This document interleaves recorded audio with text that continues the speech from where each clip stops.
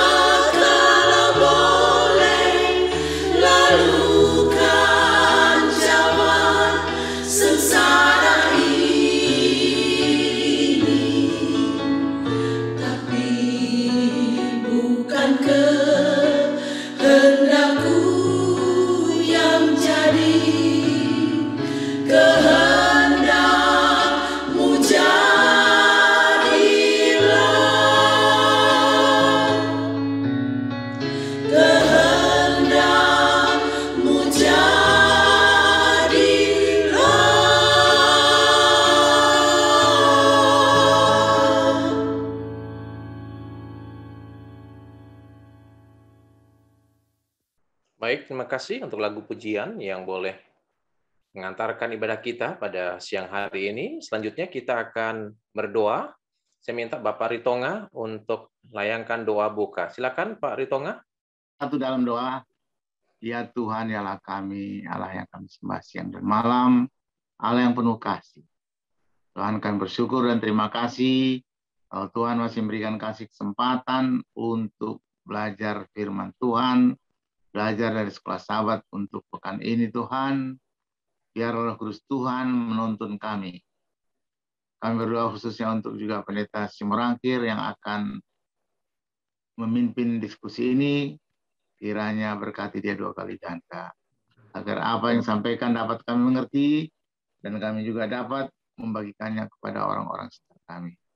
Berkati Pendeta James Ursina yang mengkoordinir acara ini. Berkati kami yang sudah hadir di sini Tuhan. Berkati juga saudara-saudara kami yang dalam perjalanan menuju Zoom ini.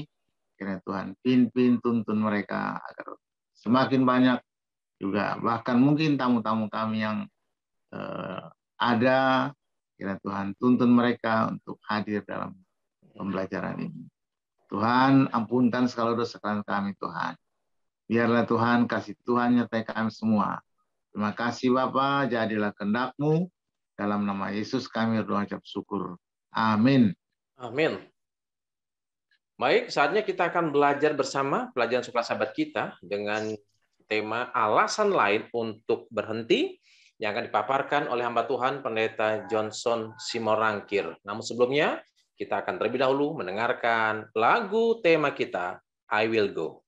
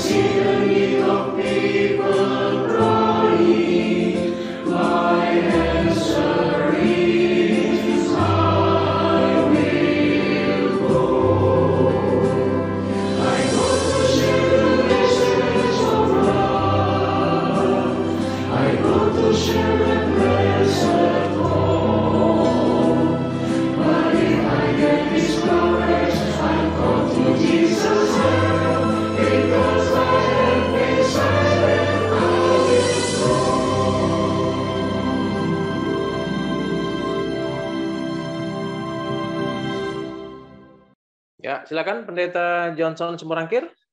Waktu berikan, silakan. Baiklah, mari kita awali. Kita punya pertemuan siang hari ini. Kita bersatu dalam doa. Bapa kami Tuhan yang bersemayam dalam tata kerajaan sorga, kami puji, kami muliakan Engkau ya Tuhan. Dan kami bersyukur kepadamu juga pada siang hari ini. Oleh karena Tuhan senantiasa mengaruniakan kepada kami napas kehidupan untuk boleh belajar dari bagian-bagian firman Tuhan melalui pembelajaran di Sekolah Sabat pada siang hari ini. Roh Tuhan boleh bersama dengan kami mengurapi pemikiran dan hati kami supaya setiap firman dari bagian-bagian pelajaran Sekolah Sabat boleh membawa hidup kami untuk semakin lebih setia di dalam Tuhan. Khususnya kami boleh menikmati hari perhentian, khususnya di hari Sabat yang suci, yang Tuhan sudah Kau karuniakan bagi kami, untuk boleh kami nikmati. Dan pelajaran pada siang hari ini, tentang hari Sabat, boleh kerana Engkau materaikan, supaya pelajaran ini boleh membuka paradigma kami.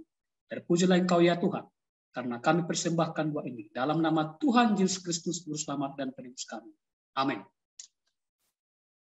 Baiklah, salam umat-umat Tuhan, dimanapun berada, Shalom. kita boleh dipertemukan kembali oleh kasih Tuhan melalui virtual Zoom ini untuk kembali mempelajari firman Tuhan. dari pelajaran sekolah Sabat, yaitu pelajaran yang ke-9, yaitu ritme perhentian, irama perhentian. Jadi kalau katakan irama ada hubungannya dengan apa? Dengan musik, saudaraku. Karena memang kita ini harus menikmati kehidupan ini seperti musik, saudaraku. Kalau kita menikmati suasana surga ya dengan nyanyian pujian bagian dari musik, maka itulah yang sesungguhnya istirahat yang sejati. Dan irama perhentian, ritme perhentian ada kaitannya dengan pelajaran kita di hari Rabu, alasan untuk berhenti. Baik, dalam kitab Keluaran pasal 20 ayat 8 dimulai dengan kata perintah. Berarti kata perintah haruslah kita laksanakan. Kata perintah itu adalah ingat. Dan ayat ini dihubungkan atau diparalelkan dengan kitab Ulangan pasal 5 ayat 12. Dimulai dengan kata tetaplah ingat. Dari dua ayat ini, dari kitab Keluaran 20 ayat 8 dan juga Ulangan 5:12, di sana ada kata ingat. Hal ini mengindikasikan kepada perjanjian. Ada perjanjian yang diikat oleh Allah dengan umatnya, yaitu bangsa Israel. Bangsa Israel perlu mengingat ya bahwa ketika mereka keluar bebas dari negeri perbudakan di Mesir.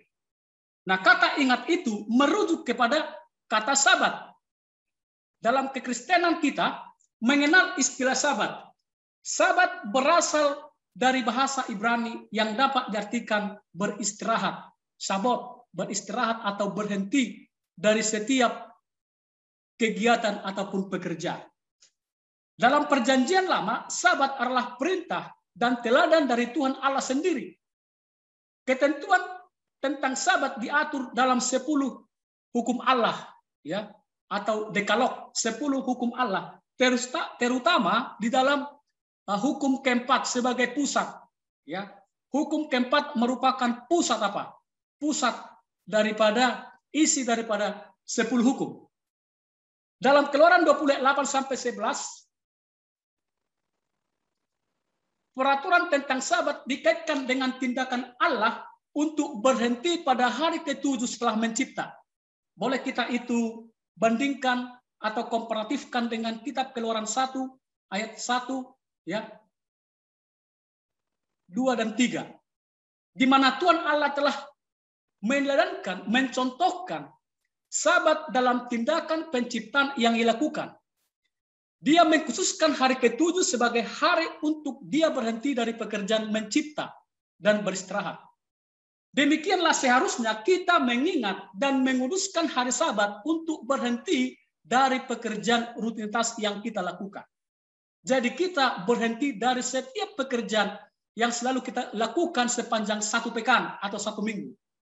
Nah, jikalau dalam Keluaran ketentuan Sabat dikaitkan dengan teladan Allah yang berhenti dari pekerjaan mencipta, maka dalam kitab Ulangan ketentuan Sabat dikaitkan dengan pekerjaan Allah menyelamatkan umat Israel dari Mesir, yaitu tanah perbudakan. Boleh kita bandingkan dalam Ulangan 5 ya ayat 12 sampai 15. Dan juga dikatakan bahwa Sabat haruslah kamu ingat bahwa engkau dahulu budak di tanah Mesir dan engkau dibawa keluar dari sana oleh Tuhan Allahmu. Pada saat Israel menjadi budak di Mesir, maka tujuan hidup mereka hanyalah untuk bekerja. Orang Mesir dengan kejam memaksa orang Israel untuk bekerja. Mereka menjadi budak selama lebih dari 400 tahun. Bayangkan saudaraku, periode yang sangat panjang dan sangat lama. Mereka sebagai budak dan mereka tidak memiliki kebebasan untuk berhenti dan beristirahat, apalagi untuk menikmati hasil kerjanya. Berbeda dengan saudaraku, kalau kita bekerja, ya kita masih apa? Masih menikmati apa yang kita lakukan, apa yang kita kerjakan, apa yang kita dapatkan. Nah, ada aspek penting lain dari perintah Sabat itu. Saya katakan tadi dalam Ulangan pasal 5, mengemukakan kembali perintah Sabat kepada satu generasi baru yang hendak memasuki tanah perjanjian. Oleh mana ayat-ayat ini mengingatkan mereka bahwa mereka yang tadinya adalah budak di Mesir, nah, sekarang pencipta mereka yang maha kuasa telah melepaskan mereka. Dan hanya Allah satu-satunya yang dapat melepaskan mereka dari perbudakan. Dan apa hubungannya kitanya dengan kita? Hanya Allah yang dapat membebaskan kita dari perbudakan dosa. Dia adalah Allah yang dapat mematahkan rantai belenggu kita. Dia adalah satu-satunya yang dapat melepaskan kita dari cengkeraman dosa. Inilah makna pesan Sabat yang sesungguhnya. Oleh mana oknum pencipta yang maha kuasa ingin menciptakan kembali hati kita. Saudara dalam Tuhan, dikatakan bahwa melalui Sabat Allah ingin mengingatkan umatnya itu supaya mereka tidak lagi budak, tetapi mereka sudah dimerdekakan, sudah dibebaskan atau sudah ditebus. Firaun bukan lagi Tuhan mereka, tapi Allah yang telah mengeluarkan mereka. Oleh karena itu mereka harus melakukan, mereka harus mengingat Sabat sebagai waktu yang dikhususkan oleh Tuhan Allah demi untuk mengingatkan, merimain perbuatan Allah yang ajaib yang telah menyelamatkan mereka dan juga menikmati kebebasan dari perbudakan yang diberikan. Saudaraku dalam Tuhan, Allah mengingatkan umat melalui Sabat bahwa mereka bukan lagi apa? Bukan lagi orang yang ditawan. Mengingatkan mereka bukan lagi budak karena mereka sudah diberikan kebebasan. Lalu Tuhan mengatakan dengan mempraktekkan Sabat, maka umat itu dan kita mengingatkan perbuatan dan karya Allah yang begitu apa? Yang begitu luar biasa. Berhenti sejenak saat Sabat bukan hanya untuk memulihkan diri secara fisik, tetapi juga secara mental dan juga spiritual atau kerohanian. Mengapa? Karena pemulihan dan penyegaran secara fisik, mental, dan rohani dapat kita nikmati dengan mengingat, dengan merenungkan, dengan beristirahat di hari ke-7 yaitu hari Sabat. Bagi umat Israel, Sabat adalah hari yang kudus bagi Tuhan, di mana mereka diingatkan akan karya Allah dalam ciptaan dan penyelamatan mereka dari Mesir. Demikian juga bagi kita di masa kini.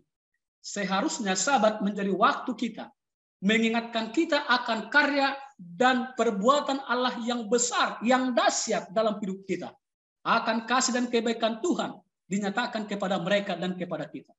Dengan mengingat Sabat, maka kita dapat menaikkan pujian dan penyembahan yang tulus.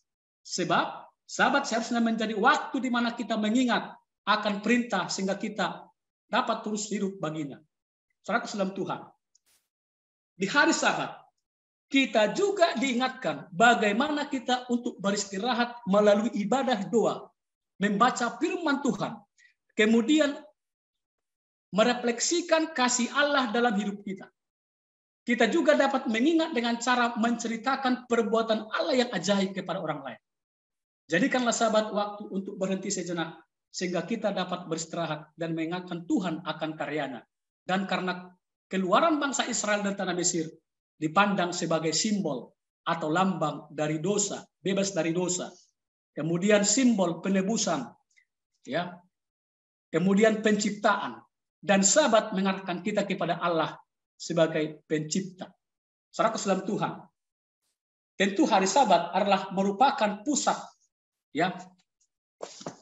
kerohanian kita, pusat pelayan kita.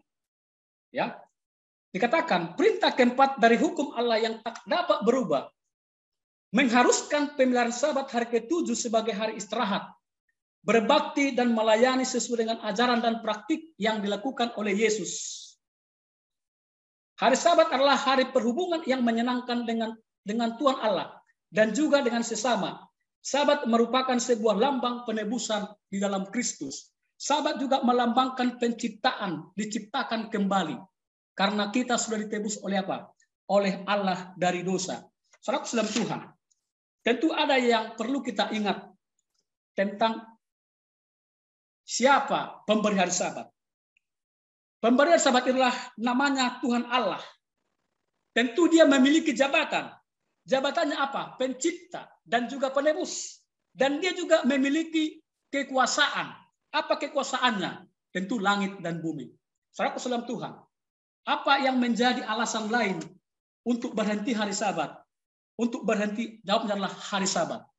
Karena hari Sabat dikhususkan supaya kita boleh sungguh-sungguh, boleh lebih fokus untuk beribadah datang kepada Tuhan. Jadi biarlah hari Sabat menjadi suatu hari yang penuh dengan kesukaan. Sebagaimana bangsa itu diingatkan. Dengan kata ingat artinya bahwa mereka jangan lupa akan perjanjian yang Allah pernah lakukan kepada bangsa itu sebagai bangsa kesayangan, sebagai bangsa yang sudah ditebus dan dilepaskan dari dosa. Jadi mereka harus mengingat pencipta. Dan sekaligus Allah adalah sebagai penebus bagi mereka dan juga kita. Saudara dalam Tuhan, hari Sabat adalah hari yang dikuduskan oleh Allah. Allah yang membuat hari Sabat. Diciptakan, diberkati, dan kita umat ciptaannya. Tentu mau supaya kita sebagai umat-umat Tuhan mau menguduskan hari Sabat sebagai hari untuk berhenti. Berhenti dari segala pekerjaan kita.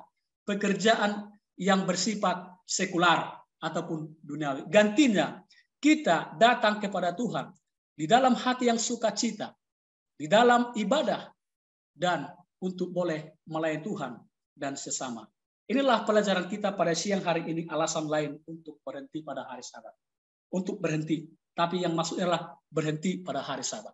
Sejauh ini yang saya sampaikan kepada moderator, kepada Pendeta Ursina untuk memoderasi kita punya diskusi pada Sabat siang hari ini. Ya, baik, terima kasih Pendeta Johnson Simorangkir yang sudah membahas pelajaran suka Sabat kita pada siang hari ini. Untuk itu, inilah waktu bagi Bapak Ibu kita semua untuk mendiskusikan pelajaran suka Sabat kita. Bila mana ada pertanyaan, tambahan untuk melengkapi, silakan. Bagi yang ingin bertanya atau melengkapi, silakan. Baik, mungkin sambil menunggu yang lain, ada satu pertanyaan begini, Pendeta. Ya, apa hubungannya antara Sabat, penciptaan, dan penebusan? Karena pelajaran sekolah Sabat kita menyinggung ketiga hal itu. Ya, antara Sabat, penciptaan, dan penebusan. Jadi apa kaitan ketiga hal ini dengan perhentian itu sendiri?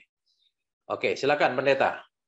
Pendeta Johnson Simorangkir, silakan. Jadi apa hubungan atau kaitannya antara Sabat sebagai hari perhentian dengan penciptaan dan penebusan? Silakan, Pendeta. Baik. Apa korelasi hubungan antara peringatan akan penciptaan dan juga lambang penebusan?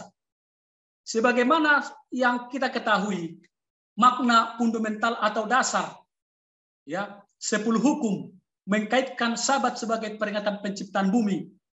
Oleh mana perintah untuk memelihara Sabat ke-7 ada kaitannya dan tidak terpisahkan dengan tindakan Allah dalam penciptaan.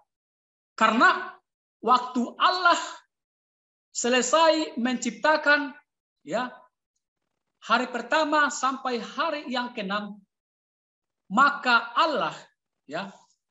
Allah membuat hari Sabat sebagai hari yang istimewa untuk apa? Untuk umatnya. Ya, hubungannya adalah kita sebagai umat Tuhan yang tentu kita harus meneladani sesuai dengan Markus ya 2 ayat 22-28. Ya, nanti boleh kita baca ayat itu di rumah kita masing-masing yang mengatakan bahwa hari Sabat itu sebagai hari penciptaan mengingatkan kita bahwa ada 2 lembaga yang Tuhan apa? Yang Tuhan buat di Taman Eden, yaitu lembaga pernikahan dan lembaga hari Sabat. Yang dua-duanya ini merupakan hal yang sama-sama kudus, ya. Lalu penciptaan itu mengingatkan kita kepada karya yang Allah buat di dalam kehidupan kita, dan itu juga ada relevansinya dengan pembebasan, ya, manusia. Yang pertama, ketika di Taman Eden, ketika manusia itu jatuh ke dalam dosa, kita apa? Kita ditebus, kita dibebaskan, dibayar dengan cash, dengan tunai. Ya. Lalu kemudian kalau itu ditunjukkan kepada orang Israel pada zaman dulu ketika mereka ditawan oleh bangsa Mesir selama 400 tahun, ya, melalui hambanya Musa, membebaskan mereka, melepaskan mereka dari tanah perbudakan, dan itu adalah merupakan satu hal bukti bahwa Allah mau membebaskan mereka dari apa? Ya, dari kekuasaan daripada Mesir. Dan itu artinya bahwa kita secara rohani kita juga dibebaskan dari perhambaan dosa yang seperti saya katakan tadi, ya, bahwa kita sudah diciptakan kembali. Ya, diciptakan kembali bukan berarti wujudnya yang diciptakan saudaraku. Ya, tapi namanya recreation. Dari situlah istilah rekreasi. Dipulihkan kembali hubungan kita kepada peta Allah yang semula. Demikian Pak Pendeta Kursina. Mungkin yang lain boleh juga berbagi untuk memberikan jawaban. Ya, baik, terima kasih Pendeta Simorangkir yang sudah memberikan penjelasan dan jawaban. Mungkin ada yang lain yang ingin memberikan tambahan atau ingin bertanya. Atau mungkin Pendeta Ketul Sagala, silakan Pendeta, mau menambahkan atau mau memberikan pemahaman yang lain berkaitan dengan pelajaran Sukasabat kita hari ini. Silakan Pendeta. Setelah penciptaan, hari Sabat itu mempunyai makna yang lebih luas. Yang pertama, manusia telah jatuh dalam dosa. Kita diperhamba oleh dosa. Diperbudak oleh dosa. Pembebasan bangsa Israel dari perhambaan Mesir adalah merupakan gambaran kehidupan yang diberikan bagi setiap orang yang percaya kepada Allah. Perlu kita kutip itu, gambaran penting bagi orang yang percaya kepada Allah. Setelah dosa, hari Sabat itu merupakan gambaran daripada pembebasan. Kita dilepaskan. Makna yang lebih luas adalah Pendeta Simorangkir tadi sampaikan, hari Sabat artinya itu menciptakan kembali, memulihkan, mengembalikan kembali kepada keadaan yang semula sebelum jatuh ke dalam dosa.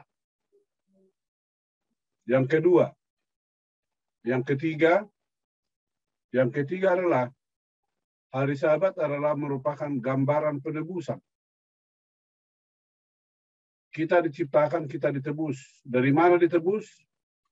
Dari perbudakan, dari perhambaan. Yang keempat, hari Sabat adalah merupakan gambaran daripada kelepasan.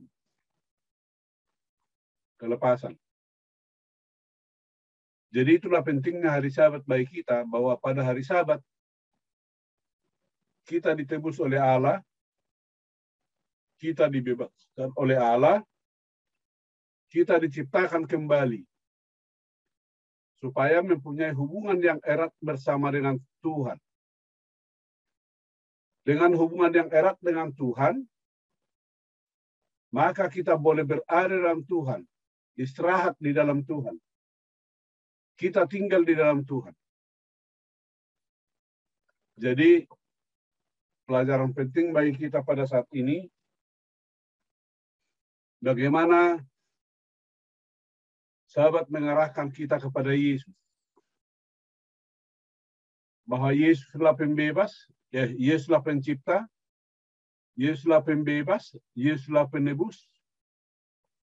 Di dalam Yesuslah kita beristirahat. Jadi kita boleh beristirahat dalam Allah karena Allah sudah bawa kita kembali kepada siapa? Bawa kembali kepada Allah Bapa. Itu. Saudara-saudara, penciptaan dan penebusan mengingatkan kita kepada siapa kita sebenarnya. Kalau kita sudah diingatkan sebenarnya, maka kita akan setia untuk memelihara hari Sabat. Itu tambahan dari saya. Terima kasih. Baik, terima kasih Pendeta Sagala yang sudah memberikan tambahan berkaitan dengan pertanyaan tadi, bahwa Sabat adalah satu tanda pengingat Allah sebagai pencipta dan Allah sebagai pelepas, Allah sebagai penebus, dan Allah sebagai juru selamat. Jadi makna Sabat itu sangat dalam, berbeda dengan hari-hari yang lain karena Sabat merupakan hari yang sudah diasingkan oleh Allah sebagai tanda kepemilikan. Oke, baik, terima kasih. Ada pertanyaan di ruang chat di sini yang ditanyakan oleh Bapak Galaksi ya. Dikatakan demikian, bagaimana memelihara Sabat mengingatkan kita tidak hanya tentang apa yang telah Allah lakukan untuk kita. Terima kasih. Bagaimana kita memelihara hari Sabat itu yang mengingatkan kepada kita bahwa Allah ya, bahwa mengingatkan Allah apa yang sudah dilakukan oleh Allah dalam hidup kita. Silakan Pendeta Simorangkir. Baik. Terima kasih atas pertanyaan yang sudah dibuat di chatting room ini. Baik. Dengan memelihara hari Sabat berarti kita merayakan penciptaan dan penebusan. Ingat bahwa kata Sabat itu selain daripada kata beristirahat dari bahasa Ibrani, ya, yaitu berhenti beristirahat dari pekerjaan dunia, maka itu juga mengartikan tentang penciptaan dan penebusan oleh karya Allah kepada kita umatnya. Jadi kita tidak boleh melupakan dari kata ingat dan kuduskan hari Sabat. Suasana seharusnya merupakan sukacita dan kegembiraan dalam Tuhan dan bukan kesuraman. Jadi selain memelihara Sabat mengingatkan kita tidak hanya tentang apa yang telah Allah lakukan untuk kita, kita juga selalu bersukacita oleh karena Sabat. Ya, oleh karena Sabat. Yang kedua, bahwa dengan memelihara hari Sabat berarti memelihara hubungan kita dengan keluarga dan teman. Saudaraku, harus ini balance antara hubungan kita kepada Kreator, pencipta dengan kita ciptaannya, dan kepada apa? Dan kepada sesama kita, yaitu ya kalau boleh kita katakan tanda salib ya. Hubungan kita ke atas, hubungan kita ke mana? Ke kiri kanan. Jadi sesungguhnya makna daripada hukum itu, termasuk hukum keempat, adalah untuk menyempurnakan kasih Allah, dan oleh kasih Allah sungguh kita mengerti apa yang Tuhan perintahkan, yang Tuhan katakan kepada kita, supaya kita memiliki hubungan yang intim dengan Tuhan, dan juga memiliki hubungan sosial yang sehat dengan sesama kita. Itu kira-kira yang bisa saya sampaikan sehubungan dengan pertanyaan bagaimana memelihara Sabat mengingatkan kita tidak hanya tentang apa yang telah Allah lakukan untuk kita. Terima kasih Pendeta Ursina. Baik, terima kasih Pendeta Simorangkir. Mungkin ada yang lain yang ingin melengkapi, menambahkan? Atau ada yang ingin bertanya kembali? Silakan, Bapak Ibu yang ingin bertanya, silakan. Jadi, Sabat adalah tanda pengingat di mana Allah adalah pencipta dan Allah adalah penebus. Itulah sebabnya ketika kita menguduskan hari Sabat, kita mengingat bahwa Allah adalah pencipta kita, penebus kita, dan kita adalah ciptaan Allah. Ya. Baik, kalau tidak ada lagi pertanyaan dari Bapak T. Ritonga. Ingin saya bacakan ya di ruang chat ini. Demikian pertanyaannya. Bangsa itu sudah tahu tentang Sabat, istirahat. Bangsa itu berperang mengambil alih wilayah apa nih? Raja Badan. Raja Badan ya. Raja Basan. Ya, Raja Basan. Dan 2 raja orang Amori. Apakah mereka tidak berperang pada hari Sabat? Salah ada ayat yang menyebutkannya. Apa ini? Apakah ada ayat yang menyebutkannya mereka tidak berperang pada hari Sabat? Oke, baik. Jadi pada hari Sabat apakah bangsa Israel berperang? Ya. Silakan Pendeta Simorangkir. Baik. Terima kasih Bapak Ritonga. Sesuai dengan konteks Alkitab, konteks artinya kontak teks, hubungan ayat yang satu dengan yang lain atau hubungan perikop yang satu dengan perikop yang lain. Baik, tentu saja kita selalu biblikal dengan apa yang kita pelajari pada siang hari ini. Sesungguhnya kalau kita perhatikan konteks daripada pelajaran kita, bahwa dikatakan bahwa hari Sabat adalah hari di mana kita mengadakan hubungan yang dekat dengan Tuhan. Ya, selain daripada hari-hari yang lain, tetapi di hari Sabat itu hari khusus, hari ke-7 yang Tuhan sudah buat. Ya, sesungguhnya kita harus gunakanlah itu untuk hal-hal yang lebih apa? Yang lebih rohani, untuk boleh melayani. Dan sesungguhnya kalau dikatakan untuk berperan, ya saya tidak temukan ayat ini di mana mereka berperang pada hari Sabat.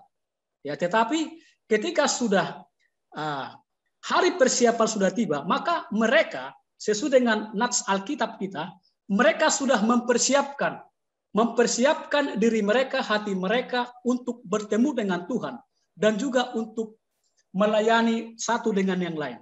Jadi bahwa hari Sabat sesungguhnya ya itulah hari di mana mereka boleh apa? Ya, boleh beribadah kepada Tuhan, melakukan kebajikan kasih.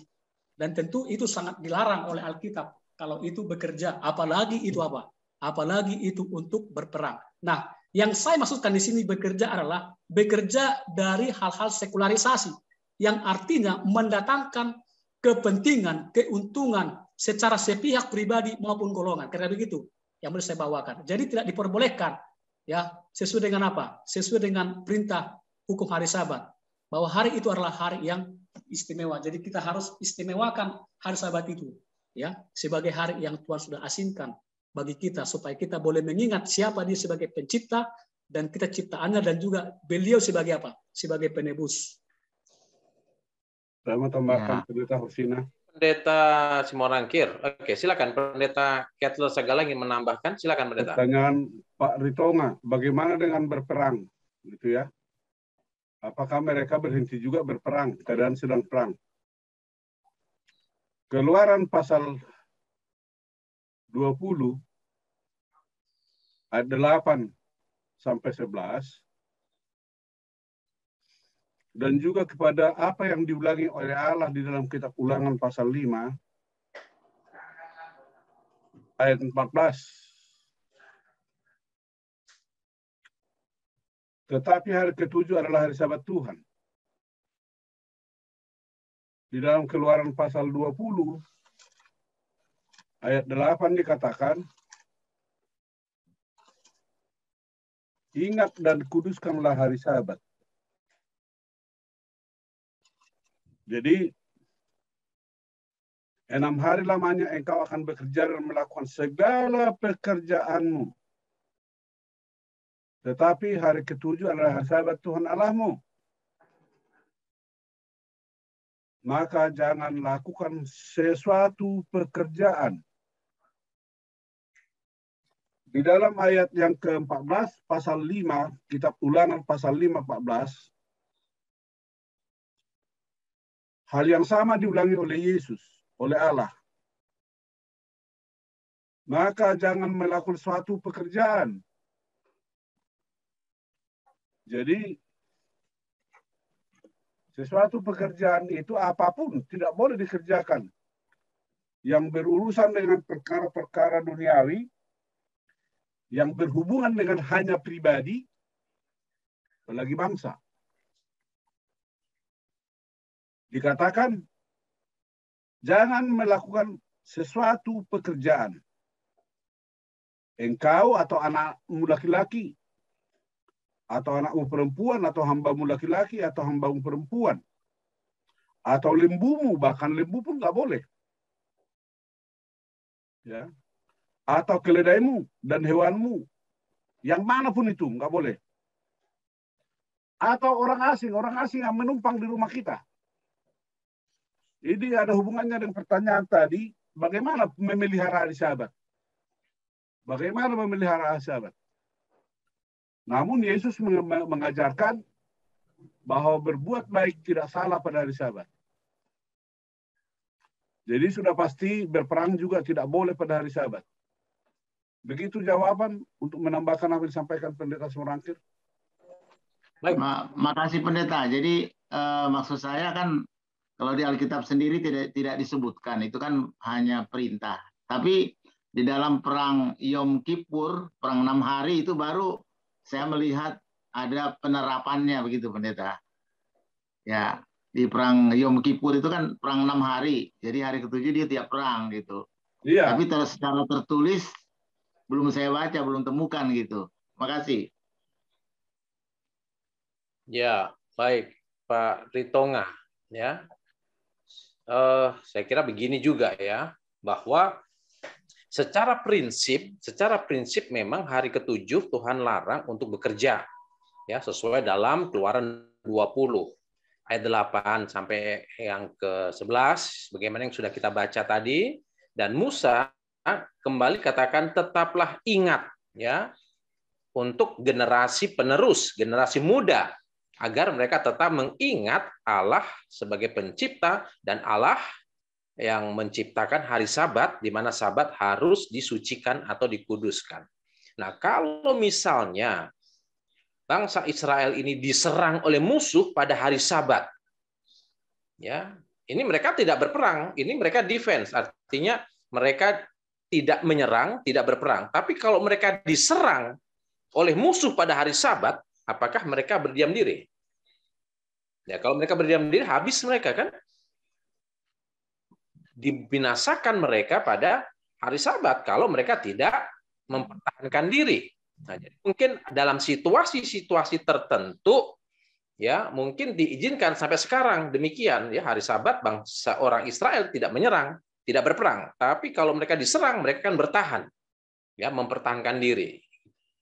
Gimana itu, Pendeta Sagala atau Pendeta Simorangkir? Jadi begini, berperang pun kan ada etikanya, ada pengumumannya. Jadi mau perang, besok kita berperang gitu kan. Jadi tidak ada serangan tiba-tiba. Secara umum, ya, kita berbicara secara umum. Ya, tetapi setan akan tetap menyerang pada hari Sabat pun diserang, hari apapun kita diserang. Iya, itu. Jadi tetap secara prinsip, kalau peperangan itu zaman dahulu kan diumumkan, dikasih tahu. Ini saatnya kita berperang ini hari ini. Kan selalu ada pemberitahuan. Jadi tidak ada pemberitahuan di Alkitab bahwa mereka berperang pada hari Sabat. Nah, itu. Ya. Jadi kita perang, hari Sabat gencatan senjata, berhenti. Ya, berhenti. Ya. Oke lah. Baik, Saya Pendeta. Saya tambah sedikit, Pendeta. Kalau mengenai perang, sesuatu yang disampaikan untuk berperang, berarti itu ada angkatan, berarti ada pemimpinnya. Ya, tinggal tergantung pemimpinnya itu saya atau siapa, yang patuh atau tidak. Karena di hari Sabat itu kan ingat, satu, ingat. Lalu yang kedua, kuduskan. Itu saja sudah satu hal yang sangat kita harus perhatikan, bahwa Allah sudah memberikan kita mengingat di dalam otak kita. Lalu kalau kita ingat siapa saya, siapa kita harus ingat akan perintahnya, kuduskan. Jadi kalau dalam hal berperang, mungkin ini saya belum pernah berperang, ya, perang mulut bisa.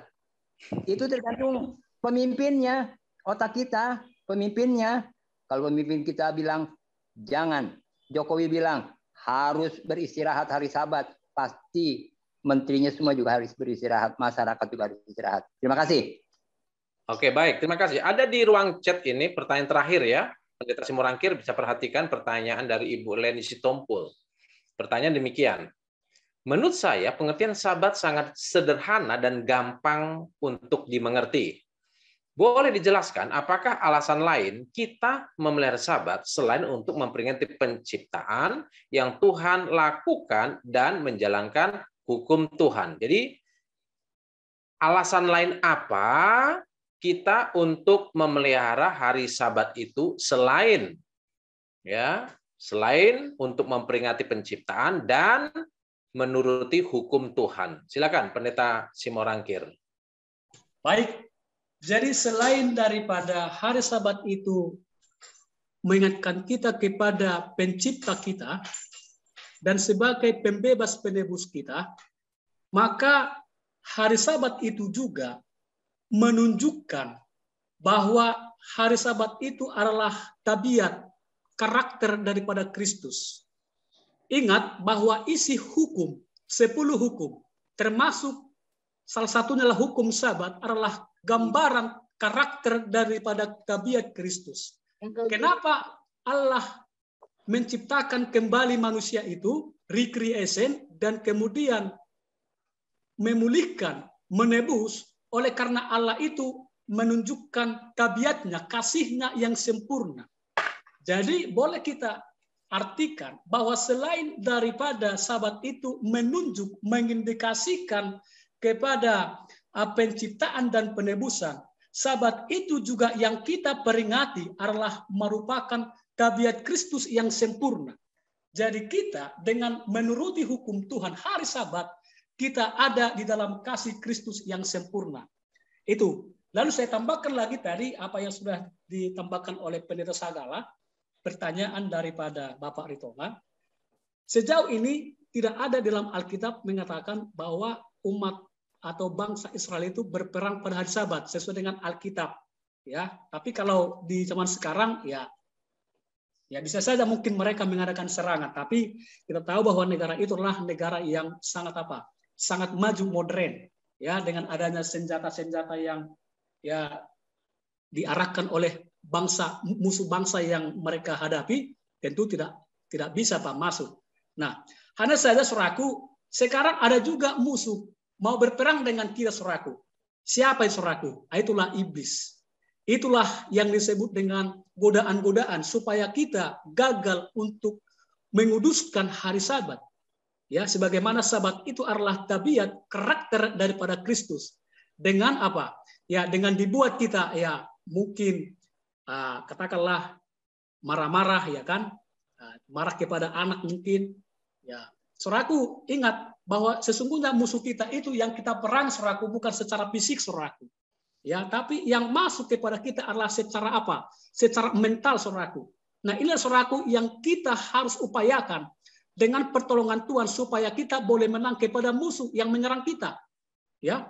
Musuh yang menyerang kita, saudaraku, bukanlah fisik manusia, saudaraku, tapi melalui apa? Dikatakan di dalam kitab Efesus bahwa musuh kita adalah yang tidak kelihatan, itu penguasa-penguasa yang ada di langit. Saudara Tuhan, ingat bahwa sesungguhnya Tuhan akan melindungi kita, saudaraku, ya, dari peperangan secara fisik, ya. Tetapi mungkin secara rohani, saudaraku, ya mungkin kita juga Tuhan izinkan juga terjadi supaya kita boleh mengingat kembali bahwa hanya Tuhan di hari Sabat itu yang dapat memberikan kita kekuatan. Ya, saudaraku dalam Tuhan, selain daripada kita mengingat pencipta kita, mengingat penebus kita yang membebaskan bangsa itu, membebaskan kita dari kita punya pekerjaan-pekerjaan duniawi, ya kita juga diingatkan bahwa Sabat itu adalah merupakan gambaran tabiat karakter Kristus, karakter Allah yang sempurna yang harus kita contoh dan teladani. Kira-kira demikian, Pendeta Ursina.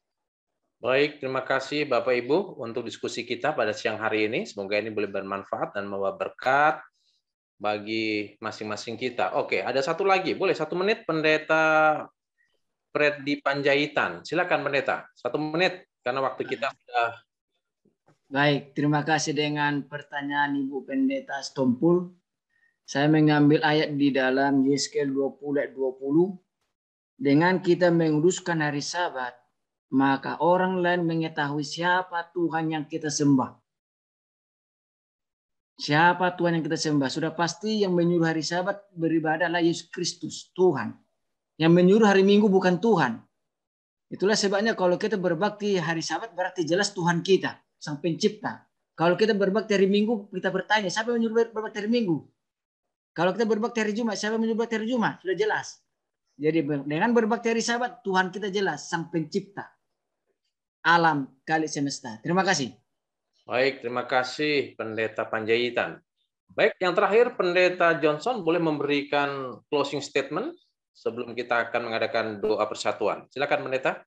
Baik, secara singkat dan sederhana, closing statement yang saya sampaikan kepada kita dalam pembelajaran diskusi sekolah sahabat pada siang hari ini.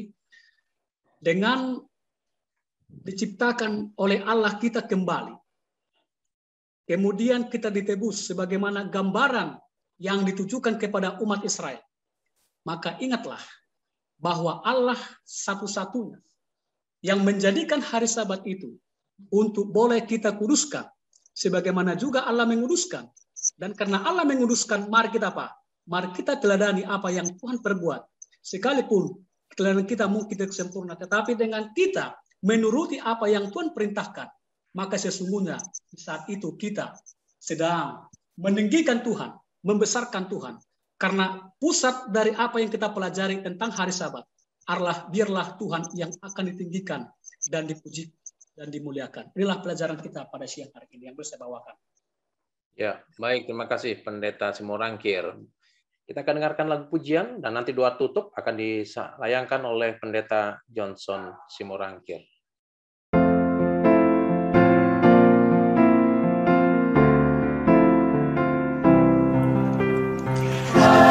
Kristen nyanyilah, haleluya, amin. Puji Kristus Raja, haleluya, amin. Dengan segenap hati gembira menyanyi, pujilah rahmat-Nya, haleluya, amin.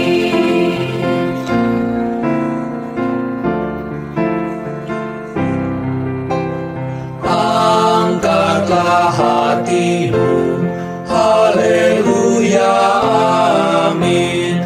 Penuhi angkasa, haleluya, amin. Tuhan sahabatmu tinggal bersamamu, abadi kasih-Nya, haleluya,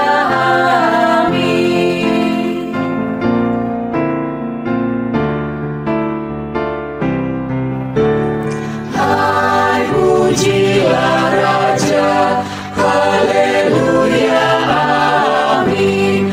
Tak henti memuja, haleluya, amin. Di pantai surgawi, rahmat-Nya dipuji, nyanyi tiada henti, haleluya, amin.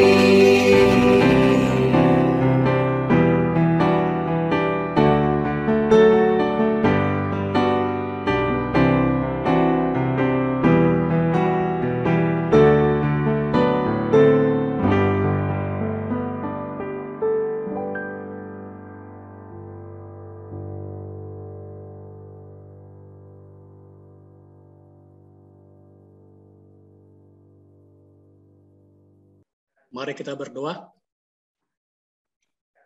Bapa kami Tuhan yang bersemayam di dalam tahta kerajaan sorga yang mulia. Kami sambut perintah Tuhan, perintah yang besar, supaya kami kuduskan hari Sabat.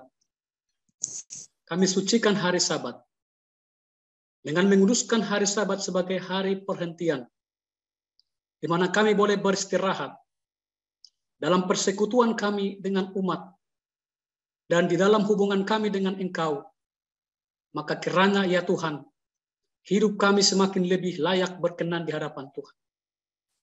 Terima kasih ya Tuhan oleh karena hari Sabat merupakan momen yang akan kami selalu ingat bahwa Tuhanlah sebagai pencipta, Tuhanlah sebagai pembebas kami, dan kamilah umat yang Kau bebaskan dari segala dosa. Dan Tuhan telah berkati kami di saat kami melakukan pekerjaan kami 6 hari.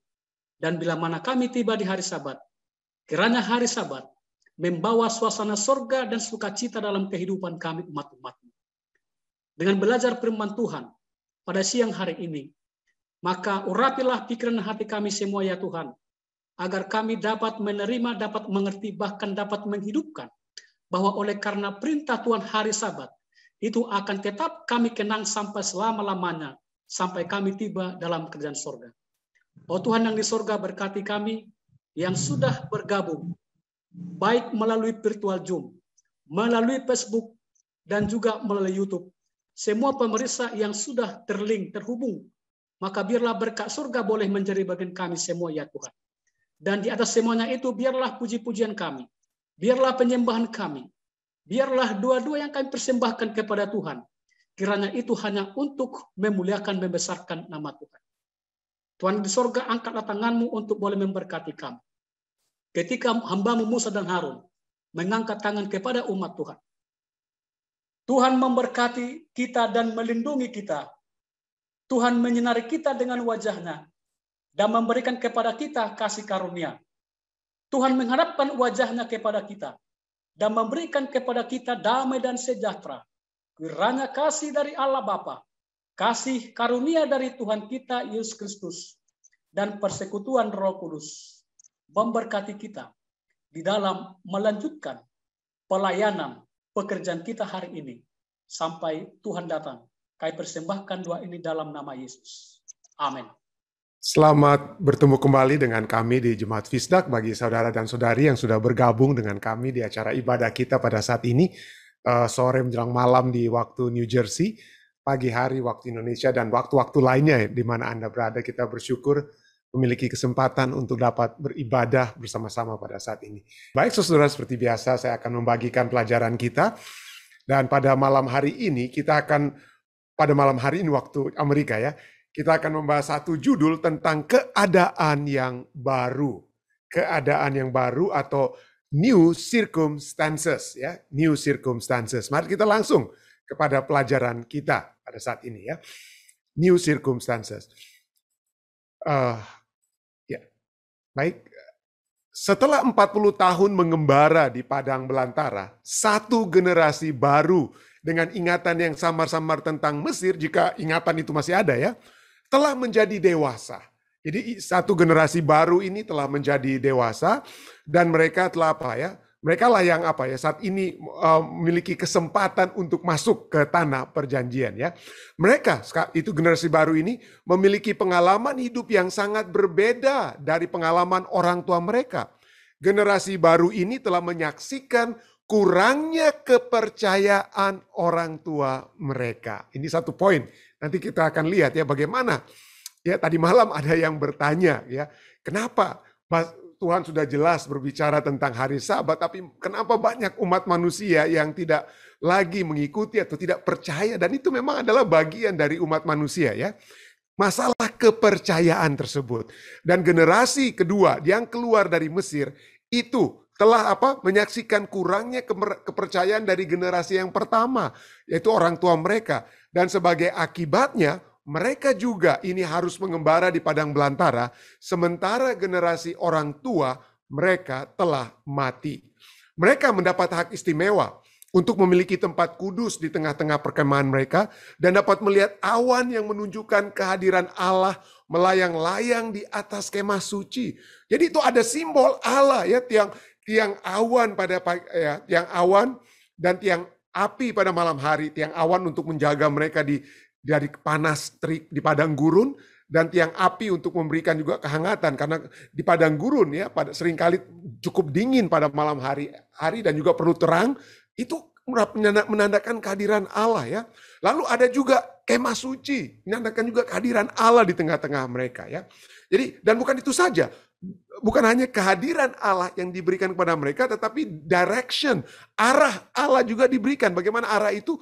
Pada saat kita baca pelajaran kita, ketika awan bergerak, mereka tahu bahwa sudah waktunya untuk berkemas dan ikut dari belakang. Jadi bukan Musa yang katakan, ayo mari kita pergi berangkat sekarang. Tidak. Awan yang ada di depan mereka itu yang akan bergerak. Dan kalau awan itu bergerak, artinya Allah mau mereka itu mengikuti arah yang Allah mau untuk mereka lalu lakukan. Jadi kehadiran Allah, direction, ataupun tujuan perjalanan yang Allah berikan, GPS mereka itu ada di depan. Cukup ajaib yang Tuhan sudah berikan ya. Jadi itulah terjadi ya. Ketika awan bergerak, mereka tahu bahwa sudah waktunya untuk berkemas dan ikuti dari belakang. Awan ini yang memberikan keteduhan di siang hari dan cahaya dari cahaya serta panas di malam hari adalah pengingat tetap akan kasih dan pemeliharaan Allah bagi mereka. Begitu hebat Allah itu ada bahkan di depan mereka. Tapi bagaimana dengan kepercayaan mereka? Apa pengingat pribadi akan istirahat Sabat yang mereka miliki? Jadi selain itu, setiap Sabat itu apa yang selama 40 tahun itu mereka miliki? Jadi setiap Sabat apa yang terjadi? Mari kita lihat ya. Ini cukup panjang ayat-ayatnya, saya coba untuk ringkaskan, nanti kita akan bahas sedikit ya, tambahan kita tentang mana itu, yaitu Keluaran 16 ayat 14 sampai 31 berbicara sebelumnya. Kalau Anda membaca di permulaan Keluaran 16 ayat 1 sampai sebelum ayat 14, bangsa ini bersungut-sungut. Aduh, kami lebih suka seperti di Mesir, dapat makan ini dan makan itu. Mereka seperti kita sudah pernah bahas di waktu lalu, ya, memiliki short term memory atau selective memory. Apa yang mereka ingat itu adalah yang mereka pikir enak-enak saja yang ada di Mesir. Mereka lupa mereka diperhamba menjadi budak dan mereka berteriak minta tolong kepada Tuhan. Tapi itu tidak lagi mereka ingat waktu mereka di padang gurun, ya. Tapi Tuhan bilang, oke, mari kita lihat, saya akan memberikan kepada mereka makanan, ya, makanan roti di pagi hari dan daging dari buyung puyuh di malam hari. Itu Anda bisa baca di Keluaran 16 ayat sebelumnya, ya, ayat 4 seperti kita bisa lihat. Lalu mari kita lihat ayat 14 sampai 31. Apa yang itu Allah bukan hanya janji untuk kasih makanan, tapi Allah penuhi janji tersebut. Pada pagi hari, pada saat embun menguap, tapaklah di permukaan padang itu sesuatu yang halus seperti sisik halus seperti embun buku di bumi. Lalu ketika orang Israel melihatnya, berkatalah seorang pada yang lain, apakah ini?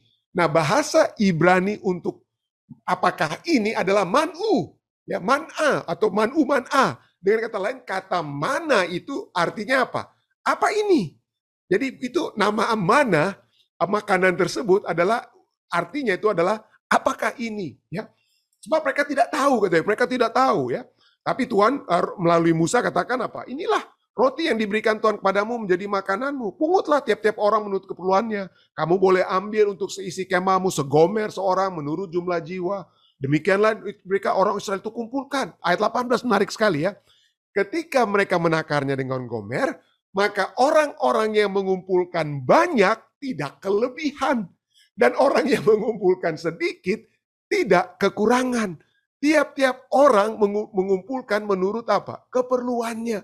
Tuhan mengetahui kebutuhan mereka. Artinya, orang yang banyak tidak kelebihan karena itu memang sesuai dengan apa? Jumlah jiwa, ya. Jadi semuanya Tuhan berikan apa? Pas-pasan. Tuhan tidak mau mereka jadi serakah, ya, atau malas-malasan. Tidak. Itu dua ekstrim yang harus dihilangi, ya. Keserakahan dan kemalasan. Dan kedua-duanya ini tidak ada. Bagi yang mengumpulkan banyak, mereka tidak kelebihan. Orang yang mengumpulkan sedikit tidak kekurangan, ya. Jadi tiap-tiap orang mengumpulkan menurut keperluannya, ya. Dan tidak boleh ditinggalkan sampai pagi, itu kata Musa, ya, kepada mereka. Tapi ada juga orang yang tidak mau dengar. Mereka tetap apa? Mereka makanan itu untuk satu hari, supaya mereka tetap melihat ketergantungan dengan Tuhan di setiap harinya. Ada yang simpan sampai besok. Apa yang terjadi? Wah, besok pagi itu sudah berulat dan berbau busuk. Marahlah Musa pada mereka, ya. Tapi dia katakan apa? Engkau harus apa? Harus kumpul. Tapi pada hari yang ke-6, kecuali pada hari ke-6, boleh kita kumpulkan 2 kali lipat, ya.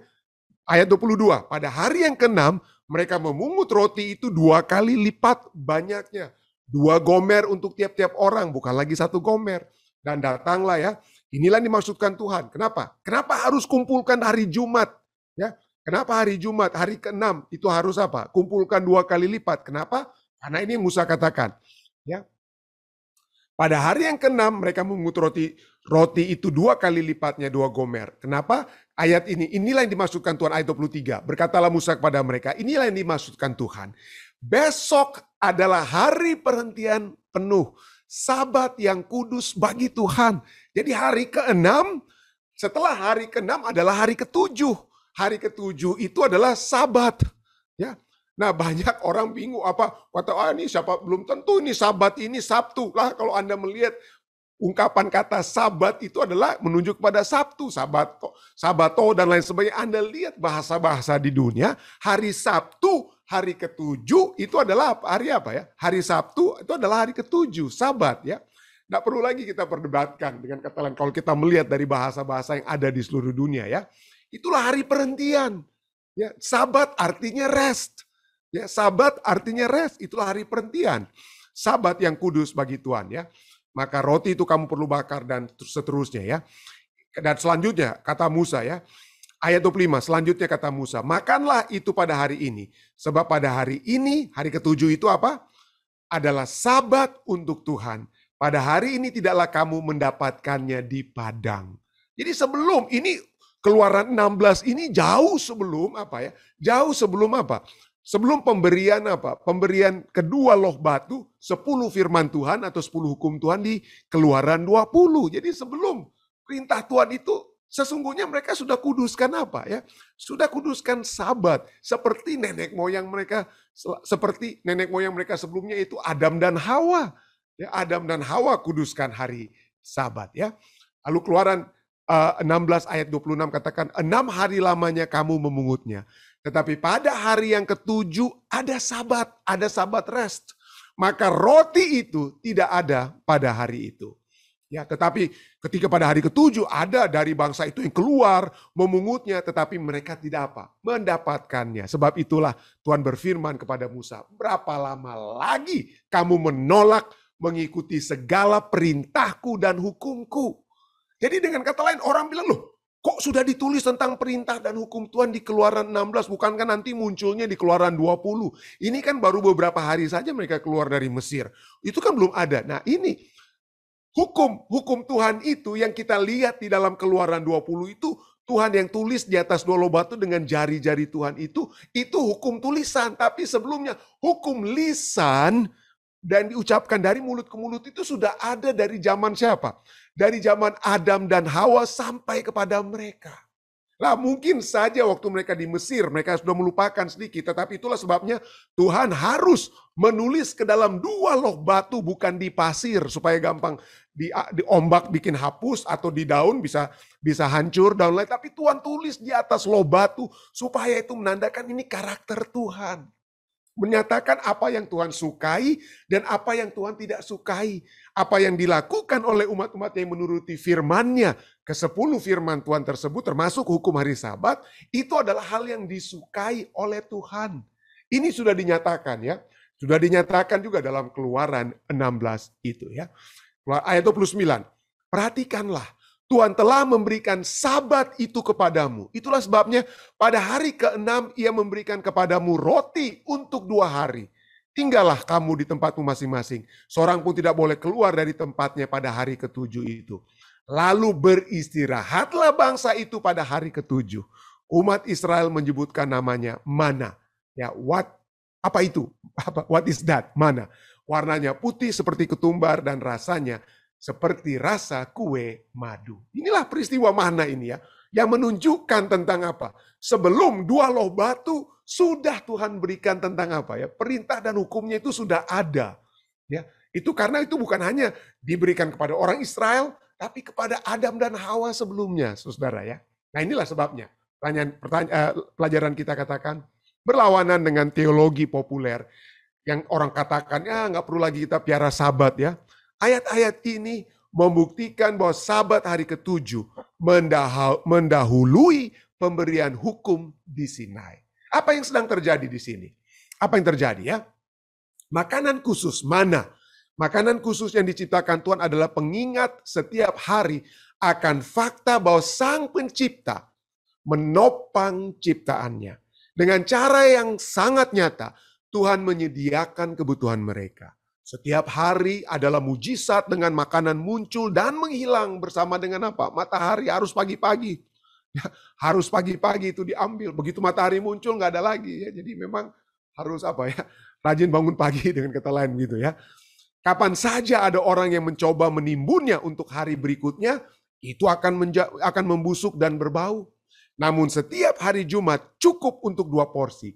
Karena apa? Sisanya untuk dimakan pada hari Sabat tetap segar. Itu mana itu tetap segar? Secara ajaib. Jadi mana ini bukanlah apa ya, sesuatu yang secara alamiah orang Israel dapatkan di apa? Di Timur Tengah. Ada ahli-ahli Alkitab yang modern saat ini katakan, nah itu bukan mujizat, itu bukan mujizat, itu ada yang tiba-tiba ada saja yang muncul di Timur Tengah dan lain sebagainya. Tidak ya, ini sesuatu yang hanya mujizat ya. Karena apa? Karena segala sumber kebutuhan kita dapat Tuhan penuhi. Karena Dia adalah pencipta yang mencintai kita, ciptaannya. Israel, pelajaran kita katakan. Israel sekarang memiliki layanan tempat kudus dan semua hukum dan peraturan yang dicatat dalam imamat dan bilangan. Tetap saja Musa yang sudah lanjut usia memanggil semua orang dan mengulangi sejarah mereka dan meninjau kembali hukum-hukum yang telah Allah berikan. Anda bisa baca itu dalam Ulangan 5 ayat 6 sampai dengan 22. Generasi yang baru ini akhirnya siap memasuki tanah perjanjian. Israel akan mengalami perubahan kepemimpinan. Dan Musa yang sudah tua ingin memastikan bahwa generasi ini akan mengingat siapa mereka dan apa misi mereka. Dia tidak ingin mereka mengulangi kesalahan orang tua mereka.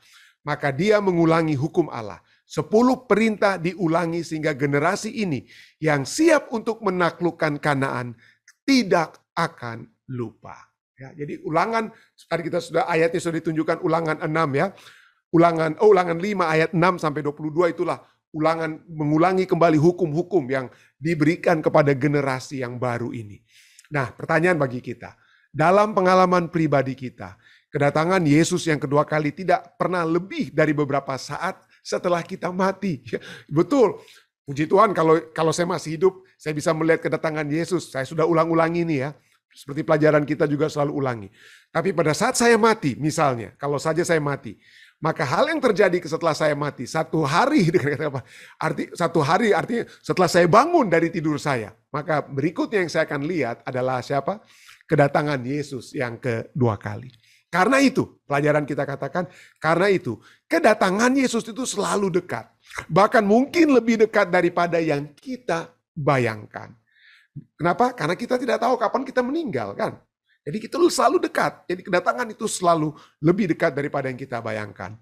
Bagaimanakah memelihara sabat mengingatkan kita tidak hanya tentang apa yang telah Allah lakukan untuk kita, tetapi apa yang akan Dia lakukan untuk kita ketika Dia kembali. Saat ini hari Sabat dapat menjadi satu hari di mana kita dapat apa? Beristirahat. Kita dapat memfokuskan ya peribadatan kita secara khusus kepada Dia.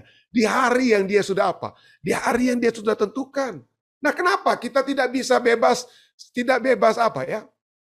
Tidak bebas ambil hari apa saja.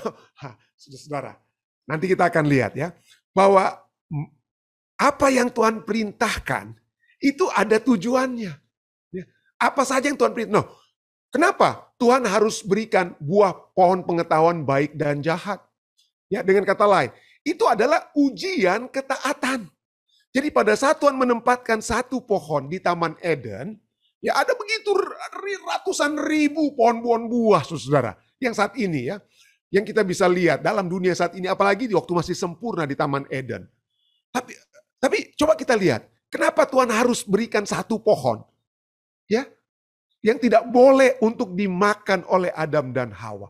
Yaitu untuk ujian ketaatan. Bukan karena ada apa-apa yang hebat dari pohon tersebut. Bukan karena buahnya itu pahit, atau buahnya tidak enak, buahnya atau lebih manis dan lain sebagainya. Tidak. Itu dilarang karena Tuhan katakan. Jadi kalau hari ketujuh itu tidak berbeda dengan hari pertama, kedua, ketiga, dan 4 seperti saya katakan. Karena hari pertama, kedua, ketiga, 4 sama seperti hari ketujuh itu 24 jam untuk satu hari itu. Matahari terbit dari timur, tenggelam di barat. Semuanya sama. Tetapi yang membedakan hari ketujuh dengan hari-hari lainnya adalah Tuhan yang mengatakannya. Ya, Tuhan yang mengatakannya. Dan ini menjadi apa? Menjadi ujian ketaatan. Seperti apa? Seperti satu buah di Taman Eden, buah pohon pengetahuan baik dan jahat. Tidak ada yang sangat istimewa atau lebih istimewa atau kurang istimewa dari pohon tersebut. Tetapi yang menjadi poin utama, bukan pohon itu lebih khusus dari pohon lainnya atau lebih kurang khususnya dari pohon lain, tetapi karena Tuhan yang mengatakannya. Jadi kalau Tuhan mengatakan Sabat hari ke-7, hari perhentian, berhenti dari segala pekerjaan, berhenti. Jangan kita tawar-menawar, Tuhan, gimana kalau hari pertama lah saya berhentinya dari pekerjaan saya, atau hari ke-6 lah Tuhan ya. Siapalah saya? Dengan kata lain, kita diingatkan, siapa pencipta kita? Siapa ciptaan? Siapa yang harus kita turut? Ya, karena Tuhan ingin kita memiliki apa? Ketaatan kepadanya. Dan inilah mana sekalipun, mana seperti pohon pengetahuan baik dan jahat, mana ini itu juga merupakan ujian ketaatan Tuhan. Seperti juga hari ke-7 tersebut. Yang Tuhan katakan, walaupun kita sudah bahas ya, hari ke-7 itu cukup istimewa. Kenapa? Hari pertama berhubungan dengan hari ke-4, hari kedua berhubungan dengan hari ke-5, hari ketiga berhubungan dengan hari ke-6. Tapi hari ke-7 tidak ada hubungannya ya dengan hari-hari lainnya. Tapi selain itu, hari ke-7 juga dapat menjadi ujian ketaatan seperti mana? Seperti mana? Bagaimana caranya? Saya hubungkan antara mana dan hari Sabat ini sebagai ujian bagi kita ya. Apa tujuan ujian ketaatan tersebut? Kenapa Tuhan harus memberikan hari ke-7 dan itu apa? Yang harus kita ingat dan harus kita kuduskan gantinya hari lain. Dan bagaimana dengan mana? Ini seperti diberikannya mana, tujuannya adalah apa yang tertulis dalam Keluaran 16 ayat 2. Supaya kamu akan mengetahui bahwa akulah Tuhan Allahmu. Pada saat Adam dan Hawa mengambil buah dari pohon yang terlarang, dia sekarang mengatakan, dia mengikuti apa yang ditawarkan oleh setan. Kamu akan menjadi seperti Allah. Kamu akan menjadi seperti Allah. Pada saat kita menolak perintah Tuhan, pada saat kita menolak kehendak Tuhan, kita menjadi seperti Allah. Ya. Kita mengecilkan kekuasaan Allah. Kita mengecilkan kehendak Allah. Kalau kita rubah kehendak Allah dari hari ke-7 kepada hari lainnya, terus terang saja saudara, kita menjadi seperti Allah. Kita menjadi seperti Allah.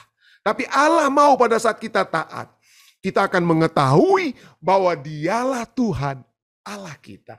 Dialah pencipta dan saudara dan saya adalah ciptaannya. Ya. Jadi kita lihat dari mana ini ya.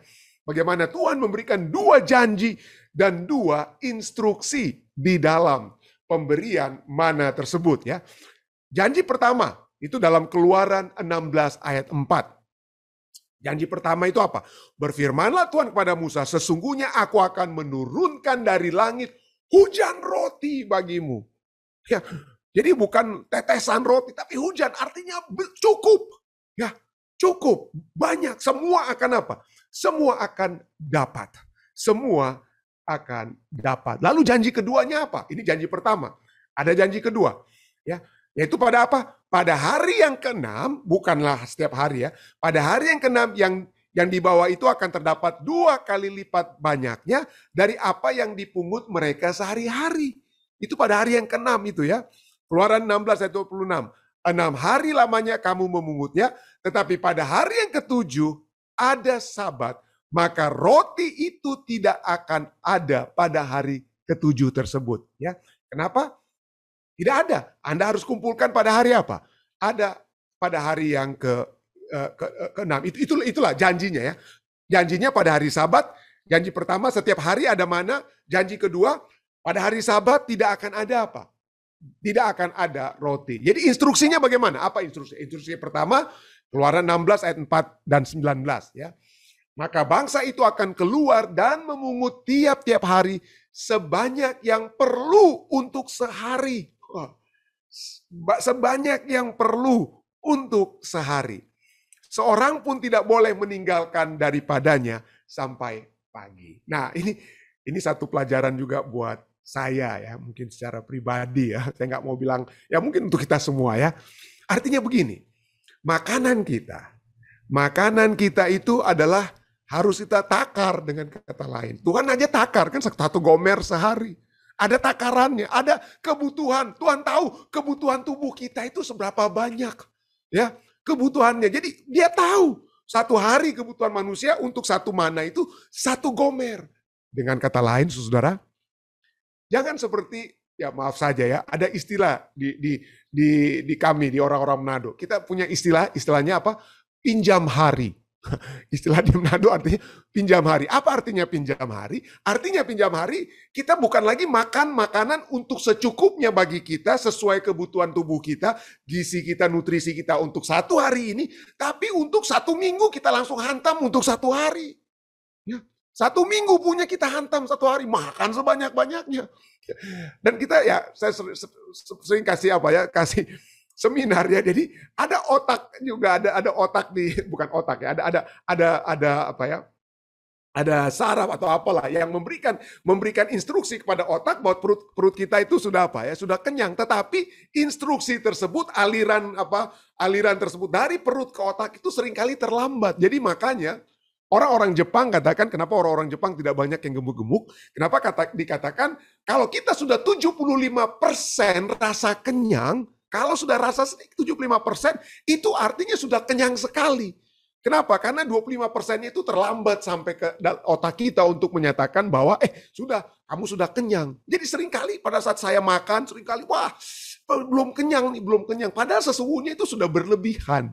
Ya, sudah berlebihan. Tapi itulah poinnya adalah, jangan kita makan untuk 1 minggu punya atau 2 hari, 3 hari punya. Makanlah kita sebanyak yang perlu untuk sehari. Makanan itu sebanyak yang perlu untuk sehari. Ya. Jadi ini pelajaran ya, tambahan ya. Jadi itu instruksi pertama. Seorang pun tidak boleh meninggalkan daripadanya sampai apa? Sampai pagi. Lah instruksi yang kedua, apa itu? Instruksi kedua. Pada hari yang ke-6, mereka memungut roti itu 2 kali lipat banyaknya. Keluaran 16 ayat 22 dan 23. Besok adalah hari perhentian penuh, Sabat yang kudus bagi Tuhan. Maka roti yang perlu kamu bakar, bakarlah. Dan apa yang perlu kamu masak, masaklah. Dan segala kelebihannya, biarkanlah di tempatnya untuk disimpan sampai pagi. Jadi khusus untuk hari Jumat, hari ke-6, boleh kita kumpul 2 kali lipat. Hari-hari lainnya, kalau Anda kumpul 2 kali lipat, busuk. Tapi khusus hari Jumat, 2 kali lipat, karena itu akan disimpan untuk hari Sabat. Untuk hari ke-7. Jadi instruksinya cukup jelas. Itu instruksinya apa? Kumpulkan hanya makanan yang cukup untuk hari itu. Dan jangan tinggalkan apapun di pagi hari. Ya, khusus untuk orang Israel saat itu. Poin yang kedua. Jangan mencoba mengumpulkan makanan pada hari Sabat. Karena persediaan ganda akan diberikan pada hari Jumat. Ya, persediaan ganda akan diberikan pada hari Jumat. Nah, pertanyaannya. Kira-kira apakah orang Israel menurut? Ya, baik kepada 2 janji dan 2 instruksi tersebut, apakah mereka menuruti kedua instruksi tersebut? Ya, itulah manusia ya. Apa yang Allah katakan itu untuk yang terbaik.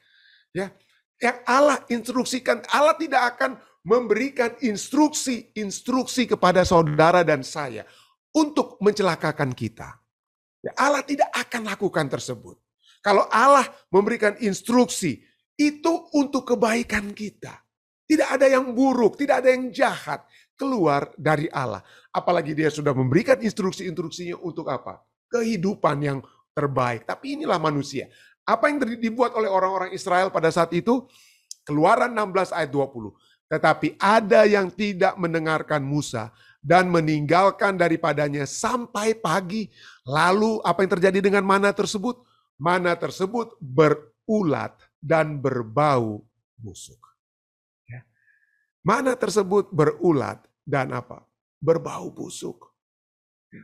Dengan kata lain, kalau kita tidak mengikuti instruksi kebutuhan untuk 1 hari, untuk hanya 1 hari, lalu kita mau simpan-simpan hari, mungkin dengan kata lain tidak ada faedahnya. Ya. Tidak ada faedahnya bagi diri kita, bagi kehidupan kita. Bagaimana dengan penurutan kepada instruksi yang kedua tentang hari Sabat? Ya, orang-orang nggak mungkin nggak. Ini mungkin minggu pertama ya, mereka mau terus coba-coba Tuhan itu ya. Apa yang mereka lakukan hari Sabat, pagi-pagi mereka keluar. Tapi apa yang terjadi? Keluaran 16 ayat 27. Tetapi ketika pada hari ke-7 ada dari bangsa itu yang keluar memungutnya, tetapi tidaklah mereka mendapatnya. Tidaklah mereka mendapatnya. Apa pelajaran bagi kita? Ya, apa pelajaran bagi kita? Ini ada satu statement yang pernah saya bawakan dalam khotbah dan juga saya dapat dari buku ya. Ton Svet, saya lupa nama pengarangnya. Tadi saya sempat lihat, tapi ini dia katakan ya. Tentang berkat hari Sabat itu adalah apa? Bahwa kebutuhan-kebutuhan kita akan dipenuhi oleh Tuhan walaupun kita tidak bekerja pada hari Sabat. Ya. Kalaupun saudara dan saya tidak bekerja pada hari Sabat, kita tidak akan berkekurangan. Banyak yang katakan, waduh pendeta, hari Sabat ini bagus kalau kita bekerja hari Sabat. Kenapa? Overtime. Kita butuh kebutuhan ini untuk keluarga di mana saja. Untuk keluarga saya di Amerika atau keluarga saya di Indonesia atau di mana saja. Saya perlu kerja hari Sabat ini overtime. Gajinya besar kalau hari Sabat kita kerja. Sekali lagi, pelajaran dari mana menyatakan ini saudara? Kebutuhan-kebutuhan saudara dan saya tetap akan dipenuhi Tuhan walaupun saudara dan saya tidak bekerja pada hari Sabat. Dan poin kedua, we would not gain anything if we work on Sabat. Kita tidak akan mendapatkan kelebihan apapun kalau kita bekerja pada hari Sabat. Ini keras sekali ya statement ini ya. Kalau saudara pikir bahwa saya akan dapat banyak uang, saya dapat banyak ini harta kalau saya kerja double overtime pada hari Sabat, ketahuilah si pemberi berkat tahu untuk mana yang terbaik bagi kita. Dan yang terbaik bagi kita adalah berhenti. Berhenti bekerja pada hari Sabat. Kalaupun Anda bekerja, tidak akan tertambah. Tidak akan tertambah berkat Tuhan tersebut bagi kita. Ya. Pertanyaan bagi saudara dan saya. Apakah kita akan mendengarkan teguran Tuhan pada saat kita tidak menguduskan hari Sabat? Pada saat kita melanggar karena kita pikir kita akan dapat keuntungan dengan bekerja pada hari Sabat? Atau jangan Anda kecil hati kalau Anda tidak bekerja pada hari Sabat. Tuhan mengetahui kebutuhan kita dan Dia akan memenuhi kebutuhan kita. Tapi pertanyaan yang harus kita tanyakan, apalagi kalau kita adalah umat-umat percaya, yang percaya kepada Tuhan kita, yang percaya bahwa Dia akan memenuhi kebutuhan kita setiap hari, mana setiap hari, ataupun tidak ada mana pada hari Sabat, dan kita tetap percaya berkat Tuhan itu tetap ada walaupun kita tidak bekerja pada hari Sabat. Apakah kita tetap percaya kepadanya? Dan pertanyaannya bagi kita ya, seperti Musa bertanya kepada mereka, berapa lama lagi kamu menolak mengikuti segala perintahku dan hukumku? Ya, berapa lama lagi? Itulah sebabnya kita pada saat ini diingatkan kembali dan kembali dan kembali lagi. Saudara dan saya diingatkan kembali, apa itu? Ingatlah dan kuduskanlah hari Sabat. 6 hari lamanya engkau akan bekerja dan melakukan segala pekerjaanmu. Tetapi hari ke-7 adalah hari Sabat Tuhan Allahmu. Percaya Dia, saudara. Percaya Dia. Ya. Percayalah kepadanya. Saya bawa ini dalam nama Yesus. Amin.